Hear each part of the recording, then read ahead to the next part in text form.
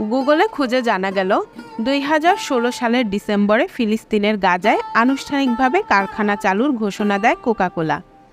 তারও কয়েক মাস আগে থেকে অবশ্য কোম্পানিটি আংশিকভাবে কোকের বোতল তৈরির কারখানা চালু রেখেছিল সেখানে। কোকাকোলার দাবি, গাজায় কোকাকোলার ফ্যাক্টরি তৈরি হলে সেখানকার বিপুল সংখ্যক মানুষের জন্য কর্মসংস্থানের সুযোগ তৈরি হবে। এরপর 20 মিলিয়ন মার্কিন ডলার বিনিয়োগ করে স্থানীয় ন্যাশনাল বেভারেজ কোম্পানির এনবিসির সঙ্গে যৌথভাবে পশ্চিম তীরের কাছে রামাল্লায় কারখানা চালু করে কোকাকোলা।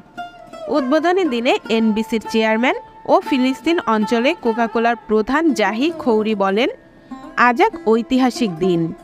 কোকাকোলার ও ফিলিস্তিনের জন্য এই দিনটি মাইলফলক হয়ে থাকবে।